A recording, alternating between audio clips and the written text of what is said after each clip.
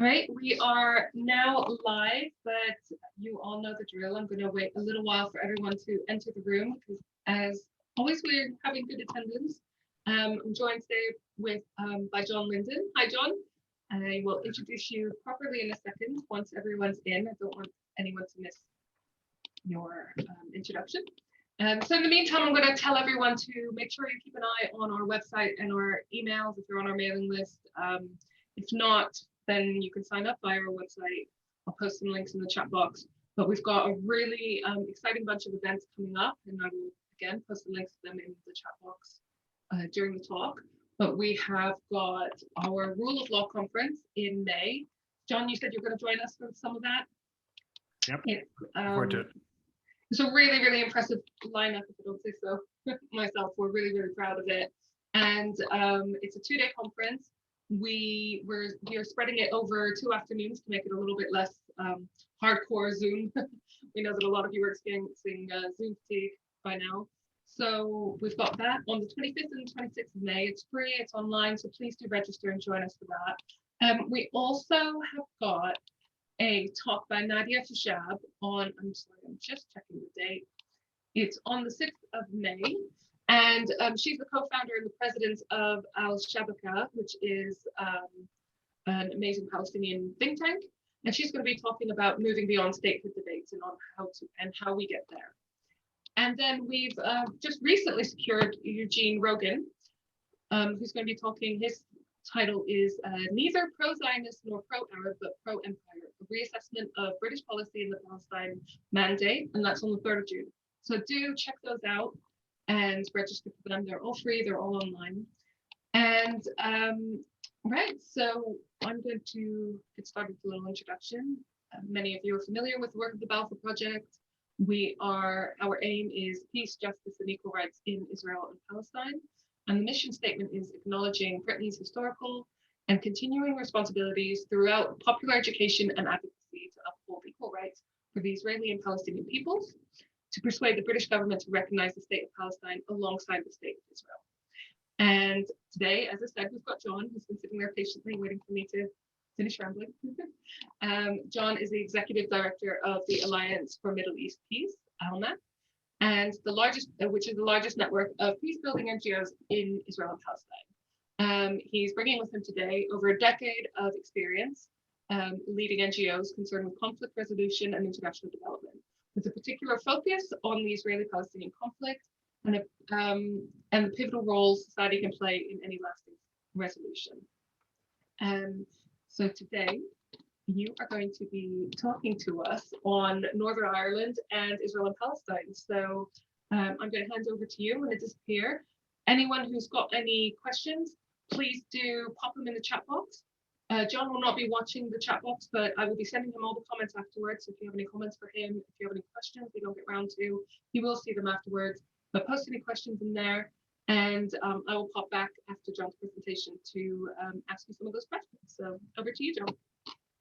Thank you so much, Deanna, and a big thanks to the Balfour Project for inviting me and for everybody for joining.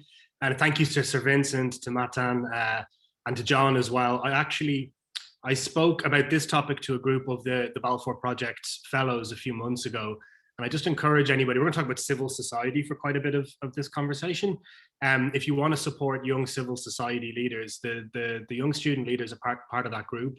Were phenomenal. I know the Balfour Project is currently fundraising to support that fellowship, so I would encourage anybody who can to try and support it. Some really talented young people from right across Europe, in fact, including quite a few from Northern Ireland. So I guess, to set things up, there's a cliche or a Mark Twain quote about history doesn't repeat itself, but it often rhymes. And there are a lot of rhymes and common rhythms between what happened in Northern Ireland and in Israel-Palestine over the broad sweep of history. But, I'm going to try and speak for around 30 minutes today. So I'm not going to go down into the very deep roots that both conflicts have. We could have a much, much longer conversation about each individually. But for the purposes of this relatively short discussion and then a conversation over questions and answers, I kind of want to focus on the conflict resolution phase of really the latter part of the 20th century, and to try and see why 2 parallel peace processes, I know that phrase is quite discredited these days, taking place under US leadership at a similar time in global geopolitics ended up in very different places. And there's lots of reasons for that. And I'm not trying to say that my analysis is the overriding one, but I do think it's an important variable within it. And to sum it up, really, it's that the Good Friday Agreement itself came at the end of a deep, robust, incremental, highly engaged community and civil society driven process, with the political framework arriving as the conclusion to that. Whereas the Oslo process, one of its flaws, was that it seemed to arrive out of outer space with nobody expecting it, no community preparation, and it collapsed under many of its own contradictions, but also a lack of community support and common understanding of what it entailed amongst both Israelis and Palestinians. And if we look at some of those lessons, I think, about what worked and what didn't 30 years ago now at this point, it can perhaps help to inform some of the questions that need to be answered now in Israel-Palestine. We find ourselves at a really difficult juncture, I think, when the Oslo architecture itself has all but collapsed and it's not entirely clear what is going to replace it. I just want to first of all acknowledge a couple of biases. I mean, the first, and it's nice speaking to a largely British audience because you'll recognize this immediately, is that I'm Irish. So I come at the Northern Irish conflict with some biases related to being an Irish Catholic who grew up in a nationalist household, but also came of age during the Good Friday Agreement and sort of the optimism and the transformation that happened just when I was really at my kind of opinion formation age politically in the sort of late 1990s. The second is that for the last 12 years, I've been working quite narrowly with Israeli-Palestinian peace builders and civil society. So, you know, I come at the Israeli-Palestinian conflict with a civil society centric analysis. And I think maybe it's important just quickly just to explain further to Deanna's introduction who ALLMEP are and what we do. So I'm the executive director of the Alliance for Middle East Peace, and as Deanna said, we're the largest and fastest growing network of peace builders working amongst Israelis and Palestinians, and we work with over 150 civil society organizations in the region, many of whom I think have echoes with some of the civil society groups in Northern Ireland, almost none of whom have received the sort of funding or centrality that was the case in Northern Ireland in the 1990s, which is why we try and increase that cooperation on the ground amongst our members, but also to advocate to governments around the world for far greater investment in this work. And one of the things we look at as a case study is what was done in Northern Ireland by the creation of something called the International Fund for Ireland in 1986, which directly invested and leveraged over $2.4 billion for the sort of programs that we'll be speaking about in this discussion. It's over $40 per person per year for over 20 years.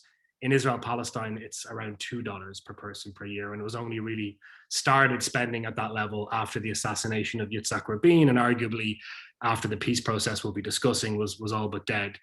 So with those biases aside, I want to also chat just very briefly about the moment that conflict resolution took place in the 90s. I don't know the age profile of everybody who's on this call. It's weird, the 90s still seems very recent to me, but it's obviously now history. And it was a historical moment where big, knotty, difficult international problems seem more soluble than they perhaps have done, particularly over the last few years. We had, like, you know, the Berlin Wall obviously collapsing in 1989, the Madrid Peace Conference in 1991, which is worthwhile reflecting on. It was, you know, most of the states of the region around the table for the first time with the Israeli-Palestinian conflict centered to it.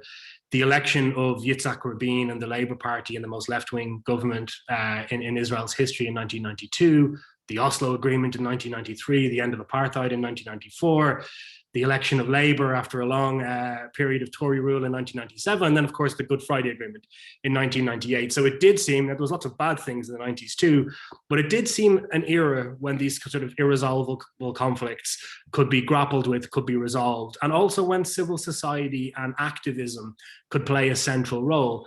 Although it's interesting because that was not the catalyst or the central frame with regards to the Oslo process. And I'd argue that's one of the reasons, only one, why it collapsed in the way that it did.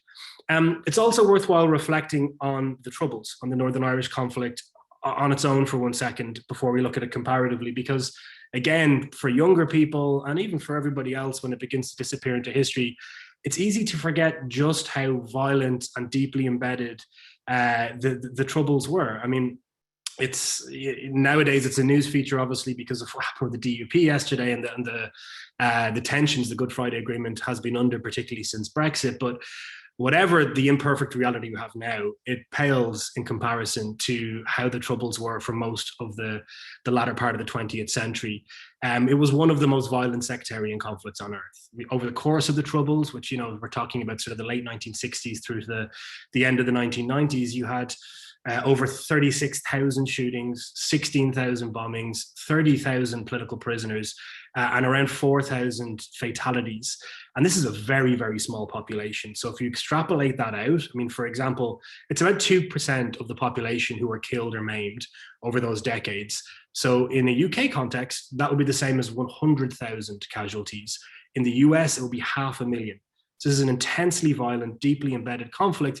And I can tell you, growing up, and I think most people in Ireland and the United Kingdom felt this way, it was irresolvable. It was going to be with us forever. It was a problem to be managed. The peoples were irreconcilable. And those are things that we hear said about Israel-Palestine quite a lot now, and obviously also heard a lot about through the course of the 20th century. Because of the brevity of the talk, I'm not going to get into the very deep roots, as I mentioned, for both sides, but I'm willing to, happy to have a conversation about that during the questions and answers part. But it's probably worthwhile looking a little bit on the decades that led up to the conflict resolution era of the 1990s in both the Israeli-Palestinian case and in the Troubles. So in the 1970s, first of all, it was really the bloodiest decade of the Troubles. It's when the army were deployed in Northern Ireland. So we had the British regular army deployed in urban environments in the United Kingdom. And again, that in itself is an extraordinary event. The Bloody Sunday obviously took place. You had attacks on mainland UK. You had the rise of the provisional IRA from the sort of ashes of the old IRA, and a younger generation of Irish Republicans really centering violent resistance and terrorist attacks in their theory of change. And then in parallel to that, loyalist paramilitaries who, again, increasingly were using sectarian violence, including involving collusion with some of the British security services, in a very deeply embedded dirty war, essentially, by the mid-1970s. Now, what's interesting, again, the 70s were the bloodiest part of this. I think in 1973, there were terrorist incidents every 40 minutes for the entire year. So this is a high intensity conflict. And very often in high intensity conflicts, it spurs elite level diplomacy. People see just how out of control events are, and there's an attempt by political leaders and elites to try and find a conflict resolution paradigm quickly to graft onto it. In Northern Ireland, this was very interesting because something called the Sunningdale Agreement was ironed out by the moderate actors in both the Unionist and nationalist communities in 1973. And it's very similar to the Good Friday Agreement. In fact, John Hume, who I think is one of the heroes of this story throughout these decades, he called the Good Friday Agreement, as did many other people, Sunningdale for slow learners, in that it took the next 3.5 decades, or 2.5 decades rather, for people to catch up to some of the content of it, but also for the communities to catch up to it. And I think there's a parallel between the strategy of Sunningdale, where elites converged on a British stately home to try and forge an agreement and then drop it into the communities who were resisting it. And Oslo, which again took place in secret, arrived, as I said, almost as if out of outer space, and with very little preparation for the communities themselves once it arrived.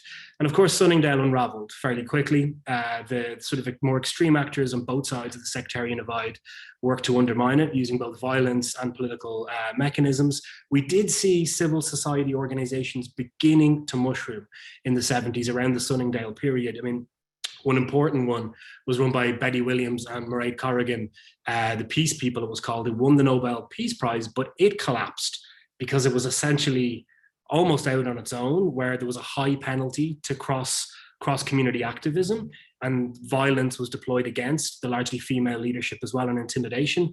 And you had basically, by the end of the 1970s, the beginning of a very sort of grim era, essentially. So the assassination of Lord Mountbatten in Sligo in 1979, and of course the election of Margaret Thatcher with an incredibly tough set of policies on Northern Ireland, really in distinction to her predecessors. And again, in the 70s, there's a couple of other moments of overlap. I mean, Sunningdale happened at the same time as the Yom Kippur War in 1973. But then in 1979, when you had Thatcher elected, and the assassination of Mountbatten, you obviously also had the Camp David Accords. So the Israeli-Palestinian conflict morphed at the end of the 1970s as well.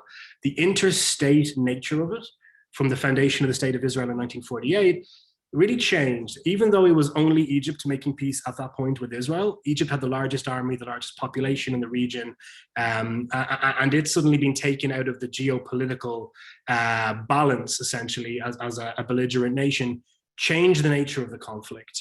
And I would argue that from, say, 1980 onward, it no longer was an interstate conflict, although it maintained some of the sort of architecture of it, and certainly some of the rhetoric. It really became much more centered on the events between the river and the sea and the population in Israel and Palestine. You see, obviously, of course, in the dawn of the 1980s, the civil war in Lebanon and the Israeli invasion as well, the PLO being expelled to Tunis, and then again, the greater centering of events between the river and the sea. The further the PLO went, from Jordan initially, then to Lebanon, then all the way to North Africa, the more events in Israel-Palestine and society there, the civil society groups that might grow up between the river and the sea, began to drive events. And again, that mirrors a little bit what was happening in the 1980s. We had hunger strikes taking place in Northern Ireland in prisons. Again, I mentioned we had 30,000 prisoners during the course of the Troubles. So, and that's another parallel with Israel-Palestine, where prisons for Palestinian prisoners became a place of political organizing. Many organizations spread from the prison environment. Many political ideas were cooked up by prisoners and then were tried to be socialized amongst civil society groups, again, in both Northern Ireland and Israel-Palestine.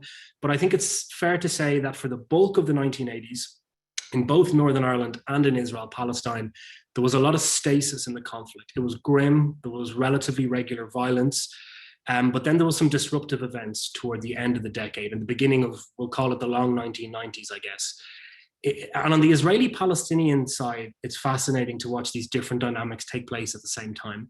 So first of all, there was, in 1986 or 87 actually, the London Agreement, where you had, maybe the last gasp of this old interstate analysis of Israel-Palestine, where King Hussein came to London in secret for negotiations with Shimon Peres, who was the foreign minister then in the unity government that Israel had. And they essentially brokered a deal whereby Jordan would be the sovereign over much of the West Bank and have a special role in East Jerusalem. Now, when that secret deal was taken back to Israel, Menachem Begin and the Likud party essentially torpedoed it. However, 9 months later, Hussein himself not only disowned the London Agreement, but essentially withdrew any territorial claim or any claim to be acting on the part of at least West Bank Palestinians. Again, 9 months after the London Agreement. The big variable that took place in those 9 months was the First Intifada in the latter part of 1987.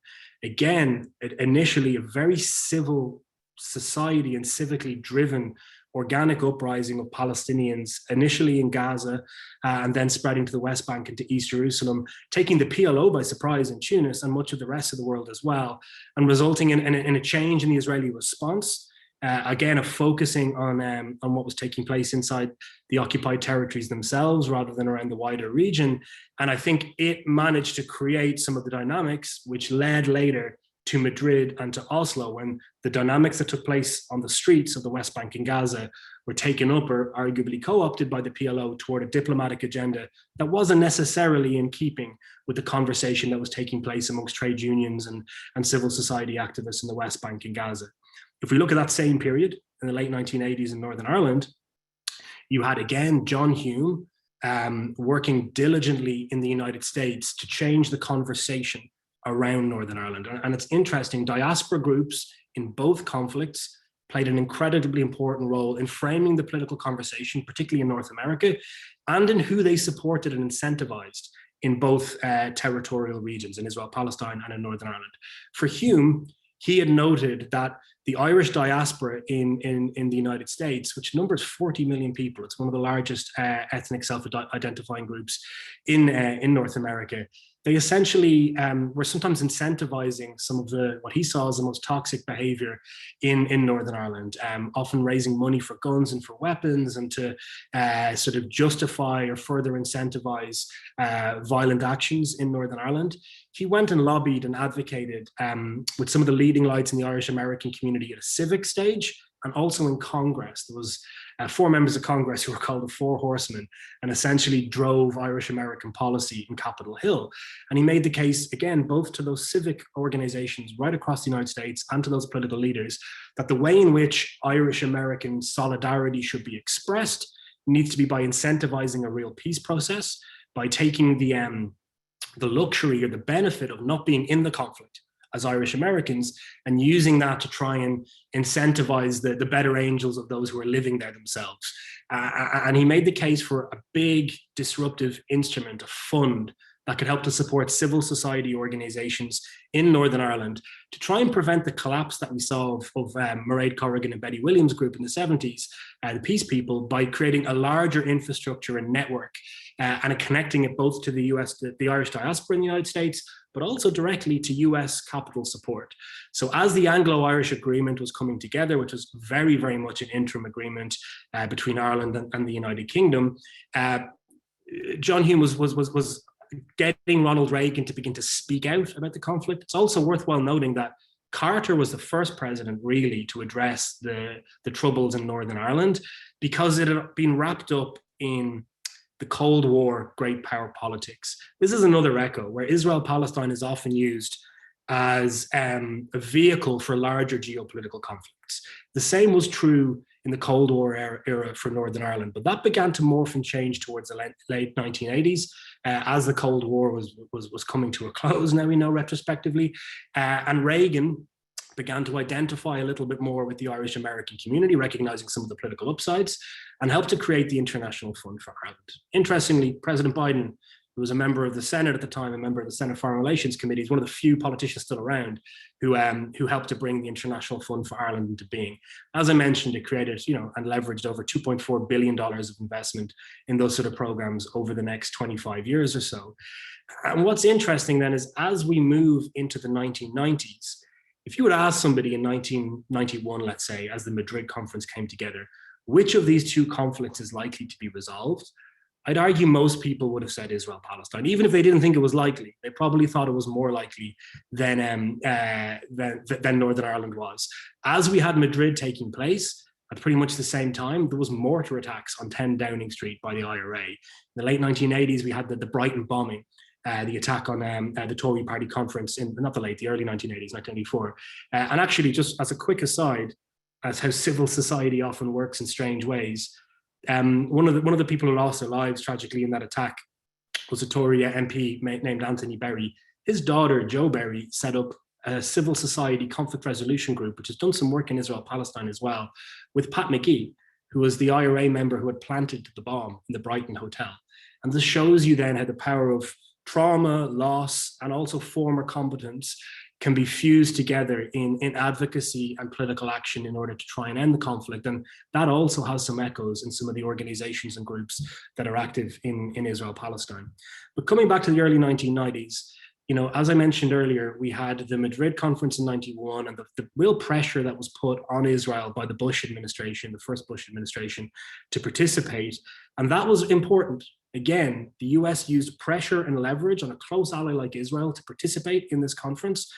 In many ways, the same sort of pressure was applied on the United Kingdom, a very close ally by the United States, in order to facilitate a real peace process. And we haven't really seen in the Israel-Palestine space since, maybe with the arguable exception of the settlement freeze during Barack Obama's first term, US presidents trying to use that sort of leverage toward a meaningful path toward a peace process. And it needs to be done in tandem with those sort of civil society engines and vectors that I spoke about earlier. Now, it's worthwhile pausing on the bizarre moment in 1993 when the Oslo Accords appear and reflecting on what preceded it. So before September 1993, it was illegal for Israelis to meet members of the PLO. The Palestinian national flag was banned inside Israel. In Palestine, there was very little sort of day-to-day contact beyond the economic reality and utility amongst Israelis and Palestinians, although interestingly, there was far fewer physical impediments between the West Bank, Gaza, and Israel than there is today. But both populations essentially were, and particularly their political leaderships, were estranged. Out of nowhere, Oslo seemingly appeared. And it was a civil society initiative to begin with. So Ron Pundak and Yair Hirschfeld were two Israeli academics. A Norwegian think tank provided the good offices and the structure for it. And in Oslo, over a period of months, they grappled through the various different issues germane to the peace process. It's also worthwhile mentioning that the PLO was at a historically weak position at this time, and some of that I think is probably reflected in some of what's in Oslo and also what's not in the Oslo Accords. Now, if we sort of zoom out for a second and look at Northern Ireland at the same time, there was no elite level diplomacy taking place. There was some back channel talks taking place, but what did happen in 1992 running into 1993 were the investments that the Fund for Ireland and diaspora groups like Chuck Feeney in North America, the groups they were investing in, multi-million-dollar investments, were beginning to flower. They were beginning to come of age. They were working together. Something called Initiative 92 was launched, which was a citizens forum, cross-community of Northern Irish Catholics and Protestants, trying to have open conversations and consultations about what some sort of conflict resolution framework might look like, which was really innovative and brave for the time. It was opposed by most of the political parties. Again, violent intimidation was visited on many of the leaders. And again, in another bit of history rhyming, if not repeating, the Norwegians were involved in creating something called the Optical Commission, where in 1993, only a few months before the Oslo Accords appeared, the framework that the Initiative 92 group had put together was taken by this commission, and a grassroots consultation process was set up. So they consulted with over 3,000 civil society organizations. Again, you're seeing these mushrooming of groups thanks to the investment that had started 7 years earlier. And they began to run events all over Northern Ireland, asking communities what they wanted, bringing together in a fairly radical way Catholics and Protestants in the same room talking about their future. That seems normal now in Northern Ireland, but it was really brave and difficult to pull off in the early 1990s. Now, if you were looking at Oslo as it emerged and this sort of, civil society initiative in Northern Ireland at exactly the same time, most of the newspaper reportage put an awful lot of more focus, for understandable reasons, on Oslo. And people really did have a sense, almost fatalistically, that the conflict in the Middle East was coming to an end. But so little of the preparation necessary for that to be the case had been done.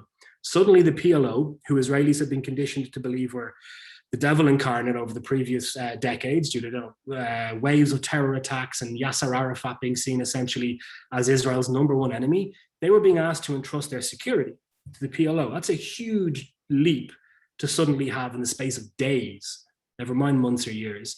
And on the Palestinian side, undergoing military occupation in the West Bank and Gaza, suddenly to be conditioned to think that that same occupying military was going to be a security partner for your own forces. And even then, in a micro sense, the PLO, having been in Tunis and having been away from the region for most of them since 1948, for many since 1967, for them to return suddenly, initially to Gaza and to Jericho, and to build up the institutions of statehood from scratch, these were big, heavy lifts without civic buy-in and engagement beforehand. And if you look back on the record of the speeches of both Israeli political leaders and Palestinian political leaders at the same time, they represented Oslo in very different ways to their populations. They accentuated parts that were slight elements or weren't even there in many cases, and created senses of expectation in both populations, which were ultimately likely to be disappointed. Still, nonetheless, with all of those failings, it's worthwhile remembering that Oslo was popular when it first emerged, even without that civic preparation that occurred beforehand. In 1994, January 1994, so 3-4 months after the Oslo Agreement had been announced, 64% of Israelis believed Oslo was going to end in a two-state solution, even though it wasn't in the Oslo Accords, and even though the Israeli government were not saying it was going to go towards a two-state solution. And with that understanding of what Oslo was, 61% of Israelis supported it.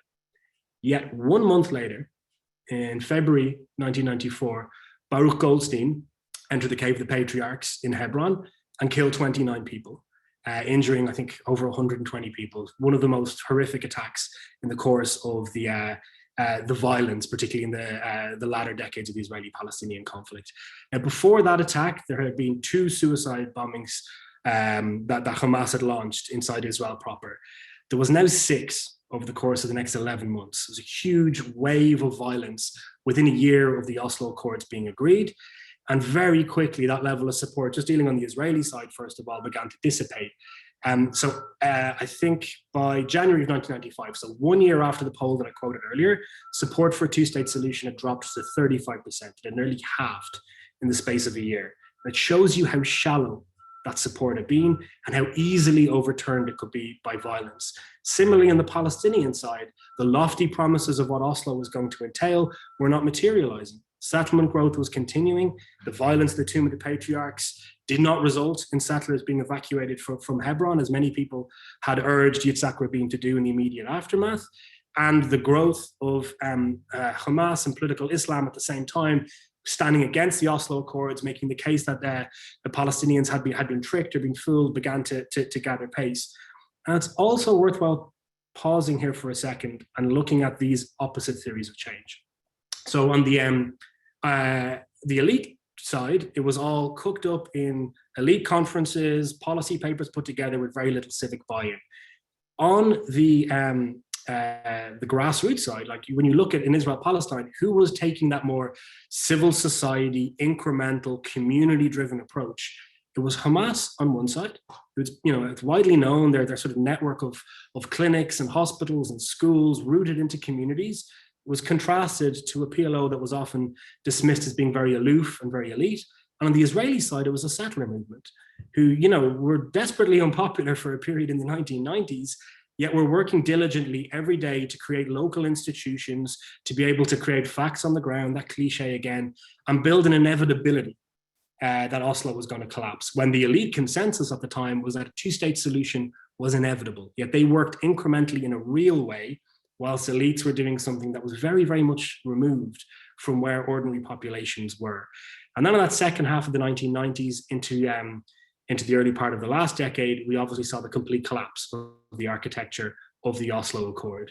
So again, those suicide bombing waves that we spoke about, very soon after the massacre in the Tomb of the Patriarchs, we had the Dizengoff attack in October 1994, over 20 people killed, the Beit Lid attack in January 1995, support for Rabin began to ebb away. And again, there's an interesting note here in Israel-Palestine that's contrary for Northern Ireland. Rabin and his government, they did a lot of things right. They made a lot of mistakes also. One of the mistakes I would argue that they made was that they kept themselves at arm's length from the peace camp, the civil society that had been demanding for peace for the Palestinians. They were afraid that exposure to those groups or seen as being allies of them would delegitimize them in the eyes of more nationalist voters. There's an excellent book, by the way, came out last year called by Sami Cohen that analyzes the Israeli peace camp. And it's really remarkable to see often how rude the Israeli labor leaders were to the leaders of these groups. And it's worthwhile remembering that Peace Now had brought 400,000 people out on the streets following the Sabra and Shatila massacres in the 1980s. That's 10% at the time, I think, of the Israeli Jewish population. They had a convening power that would have been able to be used by the Rabin administration if it had been harnessed. But again, there was that fear to do so. And in a very sad, sort of poignant note, the moment that Rabin finally embraced the peace camp was on stage at Rabin Square when he was assassinated in November 1995, and when I think the Oslo process really retrospectively can be seen to have collapsed. So kind of fast forwarding slightly, because I can see the clock, we're into 1998 when Benjamin Netanyahu, first of all, had won the prime ministerial election in 1996 after inciting against the Oslo Accords and against President Rabin, and building again a civil society ecosystem of organizations which have only grown more powerful since, very, very well funded, very, very disciplined in the tactics and the strategy that they deploy, and focused upon taking apart the Oslo Accords and making a 2-state solution unviable. And that sort of marriage from the elite political level down to those civic actors, I think has some lessons for the left to learn. When the political elite is very aloof from civil society, it ends up alone when it comes under attack. And I think, again, looking at the counterpoint, the Wye River Accords were agreed in 1998. Bibi flew back from DC. They were never really implemented at all. There was meant to be withdrawal from Hebron and from other parts of the West Bank. Happens at almost exactly the same time as the Good Friday Agreement is agreed in Northern Ireland. And you can see the civil society that had been invested in from the late 1980s pushing political leaders to take risks they didn't want to take. Jonathan Powell, Tony Blair's chief negotiator, said that the International Fund for Ireland was the great unsung hero of the Good Friday Agreement. George Mitchell, who was the special envoy to both Northern Ireland and later to Israel-Palestine, said that he would have hesitated to take the job from Bill Clinton without the capacity that had been built earlier, before the 1990s, that civic capacity. Politicians everywhere are cynical. They respond to political incentives. If you don't have a robust, dynamic civil society pushing them to take risks and chances for peace, they simply won't. And the more extreme actors will be able to monopolize the political conversation. But by 1998, that worm had turned. And we saw the Good Friday Agreement coming about. And what's fascinating is that the architecture of the agreement itself is around something called parity of esteem, and around placing the nationalist narrative and the unionist one and the rights to it, to so many cultural, linguistic, and political elements that flow from it, on an equal pegging. It sounds very milquetoast and vanilla now. It was radical at the time, and the idea came directly from the Initiative 1992 and the Optical Commission in 1993. So you can see a through line from those civil society organizations through to the ideas that politicians then co-opted and made their own. More than that, after the Good Friday Agreement was agreed in Easter 1998, there had to be a referendum to ratify it. But the politicians were too afraid to lead the referendum. Many of them endorsed, and their parties did, the Good Friday Agreement. To be out knocking on doors in difficult communities advocating for peace and compromise was uncomfortable for many of those sectarian actors. Who led the referendum? Civil society organizations. These groups across Northern Ireland were the ones out campaigning, knocking on doors, holding town hall meetings, and ensuring that 71% of the electorate in Northern Ireland endorsed the Good Friday Agreement. And on a final note, and again, there's some similarities here to the Goldstein massacre in 1994, the single worst terrorist attack of the entire Troubles took place after the Good Friday Agreement. Only 13 weeks, I think, after the Good Friday Agreement in Omagh, the Omagh bombing by the real IRA, sort of splinter faction of the IRA. And it was devastating. The same number of fatalities, actually, as the massacre in the Tomb of the Patriarchs, with 29 people killed and, again, hundreds injured. What was interesting, however, is that how that violence, when it was deployed in Israel-Palestine, derailed the peace process and incentivized political leaders to retreat to their corners. The exact opposite happened in Northern Ireland, where civil society in a cross-community way came out in revulsion against this violence. The sectarian leadership, including the DUP and Sinn Féin, came out very clearly in opposition to it. Sinn Féin, some of the most condemnatory language I think I've ever seen them use against Republican violence was against the Omagh bombers. And you saw something cohere there in that immediate aftermath that I think has stayed ever since. And I don't want to romanticize or sort of utopianize the situation in Northern Ireland. It's really difficult, and conflict resolution remains difficult. It's something you've got to get up and do every day. It's not a destination that you arrive at. But what's interesting is that for all the political failures, including the collapse of the Stormont executive a few years ago, and some of the civil society unrest that we've certainly been seeing over recent weeks, it is those civic actors who are really pushing and incentivizing the peace to be kept, who are doing very brave things at a micro and local level, filling the vacuum very much that I think the DUP and Sinn Féin often leave in their wake. And those organizations and entities that were seeded from the International Fund for Ireland in the 1980s are now also helping to form political parties. I mean, just this week, we've seen Arlene Foster resign as the leader of the DUP. And it's interesting, the DUP's vote is beginning to be hemorrhaged, and it's not going to the UUP or other sort of distinctly unionist-aligned parties. The party that is probably most resurgent at the moment is the Alliance Party, which is a joint cross-community political party many of whom's leaders are alumni of the programs that were seeded by the International Fund in Ireland, who found their political voice. Many of the leaders are in their 30s and early 40s in these sort of programs. And we see that in Israel-Palestine too, but at such a micro level, because we've never funded them at the sort of the level where they can, we know they changed lives individually, but to be able to change whole communities and society. And it's worthwhile just finalizing things here before we open up for questions on where we are in Israel-Palestine right now. So it's a real dead end if we're looking at it from an Oslo perspective. We have 90% of Palestinians who think it's impossible to trust Israeli Jews, 79% of Israeli Jews who think it's impossible to trust Palestinians. And as long as that's true, it doesn't really matter who the prime ministers and presidents are in either society.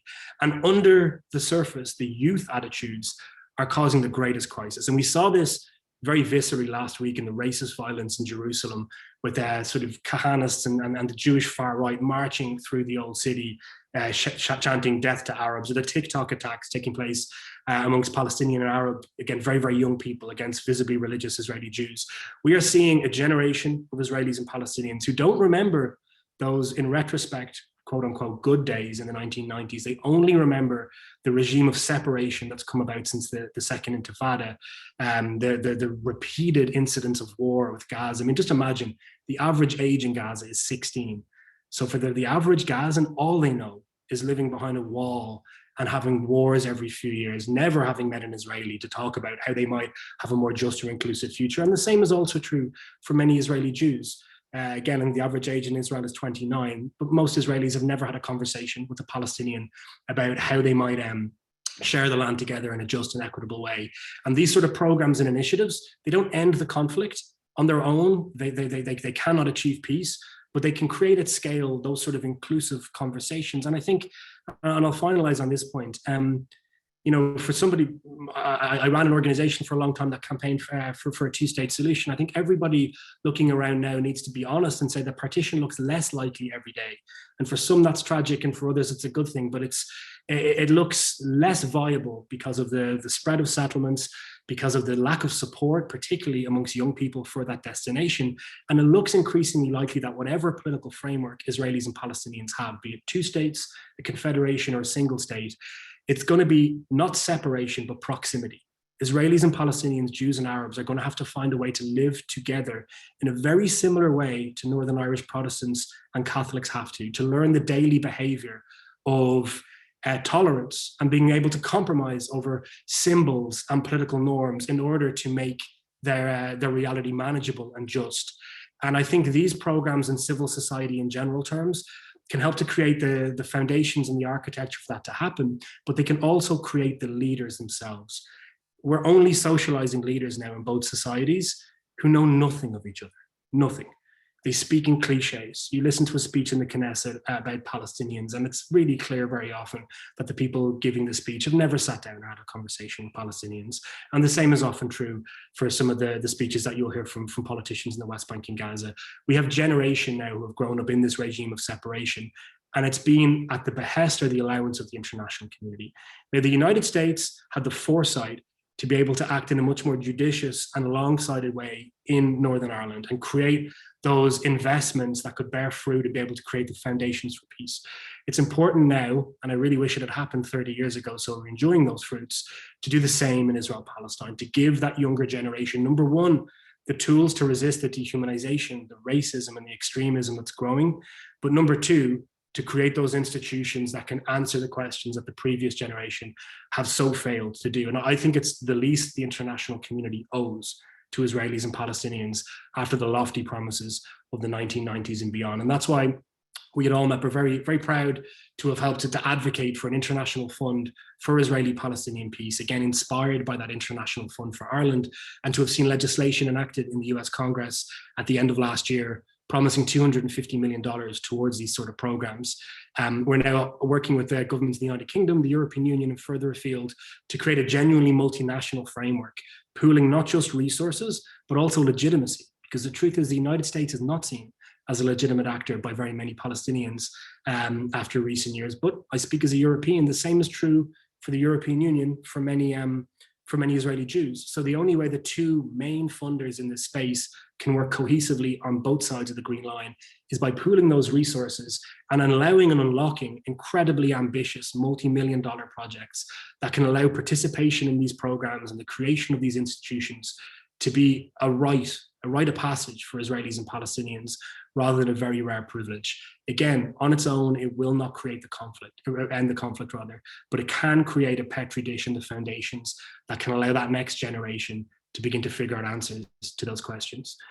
I know I've covered an awful lot. Again, it's difficult to go deep in any of those individual issues that I mentioned in such a short amount of time, but I hope for the rest of the conversation that we have, we can maybe go narrowly on any issues that people have any questions on. So thank you again. Thanks for that, John.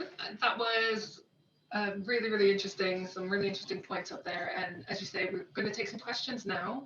And but first, I just want to point out some of the attendees. We've had over 200 people listening in live, and the recording and the transcript. The recording will go up on the website hopefully by tonight, and the transcript will go up probably sometime next week. And so please do, if you miss any parts or if you want to share it, please do share it. We've got some lovely attendees. We've got Andy Slaughter joining us today. Hi, Andy. Jenny Tong, Lily Gartree. Hi, Lily. Michael Dan, all the way from Canada. We've got representatives from St. John Eye Hospital, Nina Zamaya. We've got Sarah Apps, who you may know from Open Bethlehem and Travel to Palestine, and her husband, Martin Lyndon, who's Labour MP. And we've got Sui Eng, founder of MAP. So hi, Sui. It's always a pleasure to have you. And Wayne David, who's an MP, who will be one of our panelists at our conference. So that's just a little sample of some of the amazing people we've got tuning in. We've had loads of interesting comments, loads of questions. So I'm going to give you a few of them. I've tried to pick one question on each theme because we don't have much time and we've had loads of interesting questions. So we've got quite a lot of questions about one from Magan Sengodia, one of the Balfour Project trustees. Why is there such a clear division in Irish people's support in Northern Ireland about Israel-Palestine, the Israel-Palestine conflict? I have to admit, I went to Belfast and I remember turning around the corner and walking into an estate where half of the people had Israeli flags outside and half of the people had Palestinian flags, and being quite confused and thinking I got lost. And I was traveling with my Israeli friends, and I remember when we took the political black taxi tour, the driver was very confused to be driving a Palestinian and an Israeli together. And then I remember having to pretend to be impressed by the wall when he showed it to us, because we were both like, oh, is that it? Is that it? Is that your wall? But yeah, so why is there that affiliation or that connection? It's a really good question. I mean, some of it, some of it goes back to the era that I spoke about around sort of the anti-colonial struggles and the sort of the new left from the 60s onwards, and the sort of I guess crossover between the Republican narrative in Northern Ireland, the PLO, FARC. There was a few different groups that were sort of on that kind of Marxist radical left aspect, but I think that only really makes sense for the elites in communities. I think for a more general perspective, there is a sense of affinity with the underdog. I think it's true in Ireland in general, and then in the Republican community and the nationalist community in Northern Ireland, we're seeing sort of a crossover where, there is a sense that in Northern Ireland, there was plantations and settlements that took place where land that was perceived by Irish nationalists to be Irish land was taken by people they perceived to be foreign invaders. Now, the difference is this all happened centuries ago, and the people living in the area today are both, nationals of the same area with both the same rights and entitlement to the land. So part of it is there. On the unionist side as well, there is sometimes an affinity with the hardest edge of the settler movement and the Israeli right, and some of it sometimes comes up in the most bizarre ways. There's actually a weird Orange Order Lodge in Northern Ireland where there's members who think they're a lost tribe of Israel.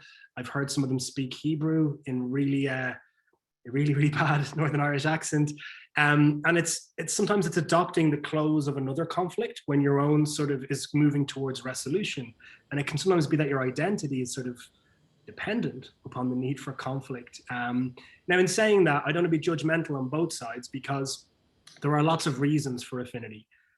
One interesting point is that I don't know I have any data on this, but I've been told by I come from a fairly nationalist family by my dad that back in the sort of early 60s, many Irish people actually aligned themselves with Israel when Israel was seen as having been fighting against Britain to found the state in 1947 and 48. And then obviously in 67 and the start of the military occupation, the role of the underdog, not just for Irish people, I think more generally around the world, and the centrality of the Palestinian experience changed that. And I think it's fair to say that today in Ireland in general, and amongst nationalists probably in Northern Ireland, it's one of the most pro-Palestinian societies, I think, in Western Europe. And I've brought Israelis and Palestinians to Northern Ireland for tours, and they oftentimes find it a bit strange to find these people very far away from the region whose identity is wrapped up in their problem in Israel-Palestine. But in saying that, sometimes the solidarity can also be expressed in ways that are quite helpful.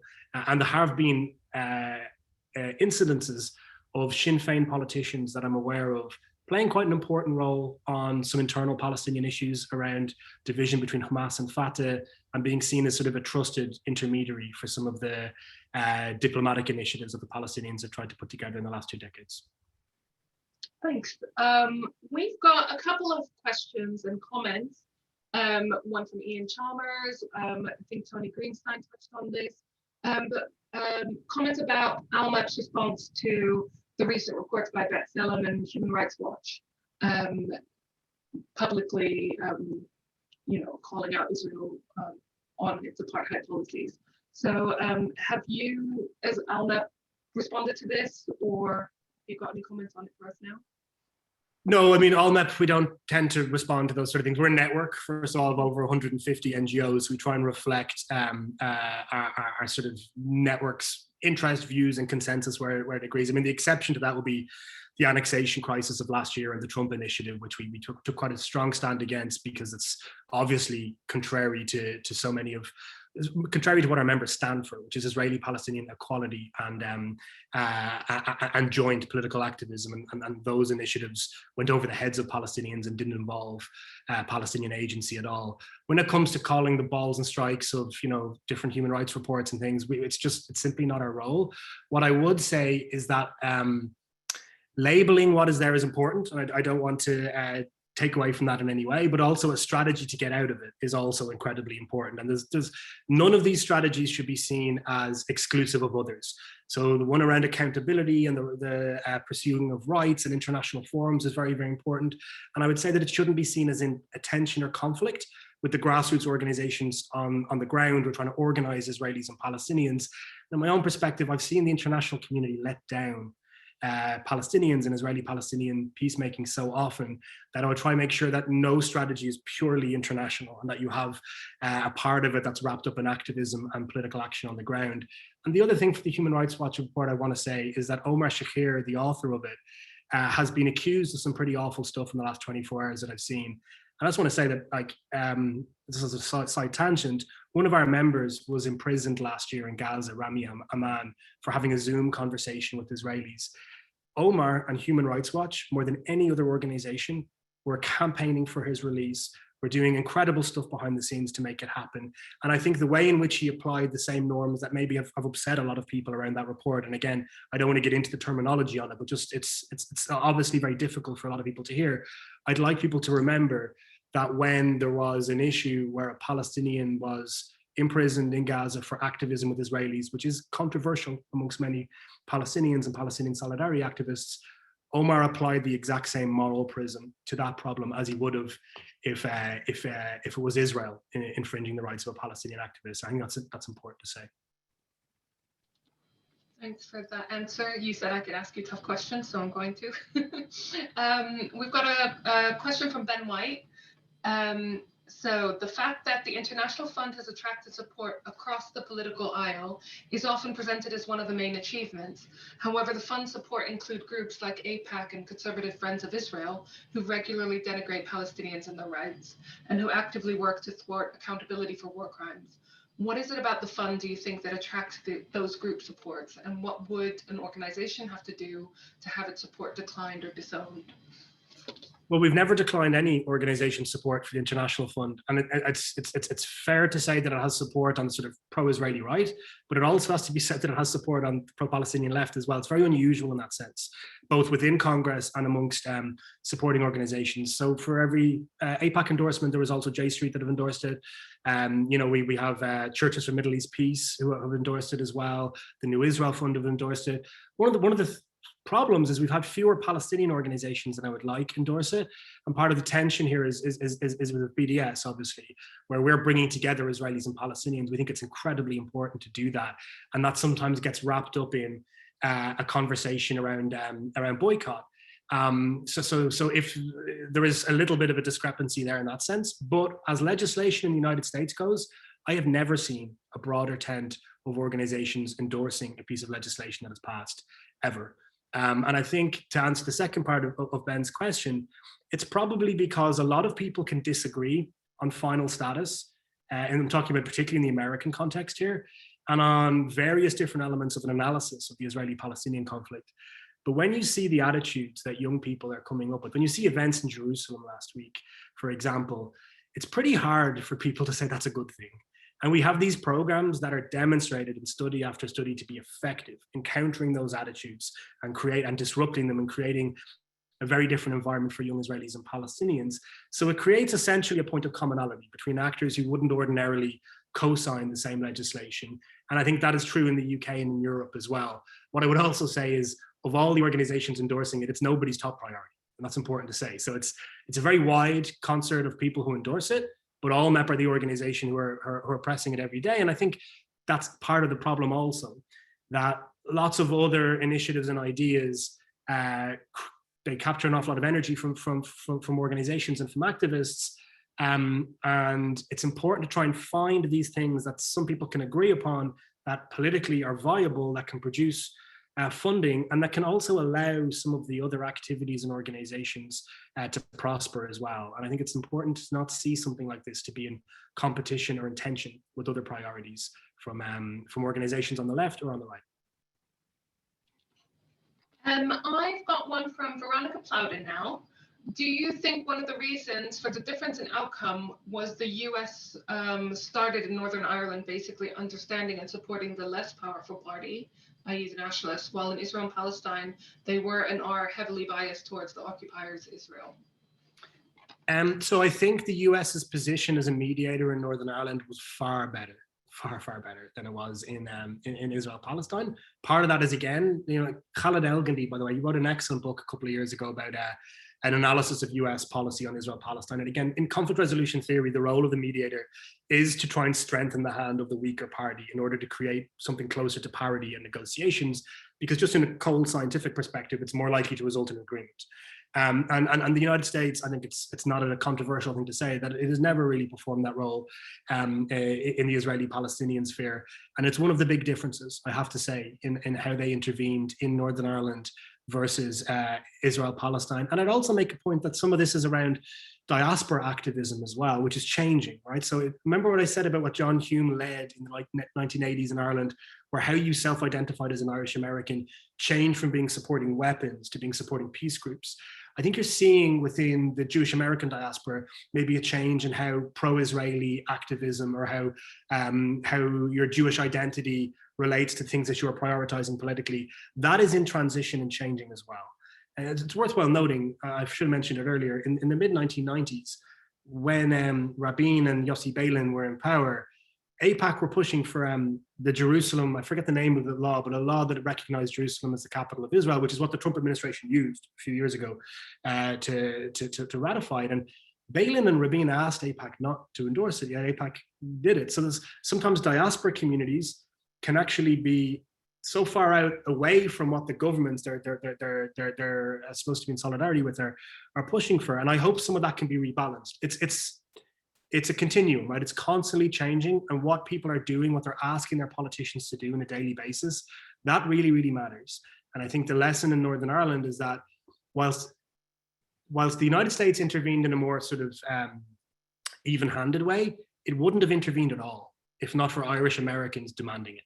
And I think the same can be possible for a US role in Israel-Palestine if organized groups of diaspora communities, Palestinians, Jews together, like everybody, if this becomes a call to action for an administration, as President Obama said when he was being chastised in his first term for not doing enough on this issue, he said, I can't hear you.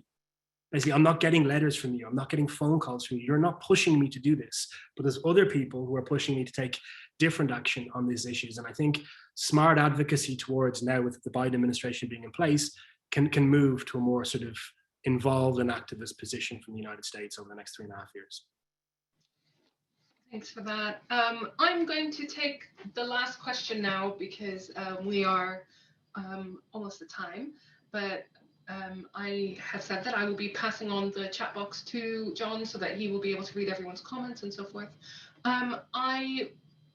This comment has come from Peter Brain, but we've had similar questions on the same theme. I would like a comment on whether two communities can coexist and whether in Northern Ireland they actually do now. It's a great question. So yes and no. So one of the tragedies in Northern Ireland is that more children are being educated in sort of segregated schools than was the case before the Good Friday Agreement. One of the flaws of the Good Friday Agreement is that it crystallized power sharing, which was necessary at the time, in a way that sort of pits the communities against each other a little bit. And that tension is where policy is produced. But I think it's changing. I think what's really interesting, the largest group of people in Northern Ireland are people who are self-identifying as neither Republicans or Unionists. The largest growing voter in Northern Ireland are non-Unionist party voting Protestants. You have now in Northern Ireland a whole new ethnic identities after immigration that aren't based upon whether you're Catholic or Protestant. And I think the civil society capacity that was generated, that helped to deliver Good Friday, that helped to sustain it when politicians failed, that can now be deployed, I hope and think, toward reimagining what comes next. Because I don't think the Good Friday Agreement is a final status agreement, it's an interim agreement. And what it's created is the space, historically, politically, and socially, for the violence to ebb away, for rooms where conversations can happen to be created. And then I think the next chapter of how all citizens of Northern Ireland, regardless of their ethnicity or religion, can share the land in equality can actually happen. And ideas can be generated without immediate pushback. And that we have to get through the challenges that Brexit has created, which I would not want to diminish in any way. But I still think that muscle, that resolve, that's going to be Northern Ireland's biggest asset in the coming years. And I remain optimistic about those questions being resolved. Okay, good. It's nice to end on an optimistic note, isn't it? John, thank you so much for joining us. I want to thank you on behalf of everyone that's attended. I also want to thank everyone that attended for attending. As I mentioned, we've got loads of really, really interesting events coming up, so please do check out the website. Please do sign up to the mailing list if you haven't already and you want to be kept up to date. So John, again, thank you so much, and we hope to be seeing you soon. Thanks so much, Deanna, and thank you everybody for joining.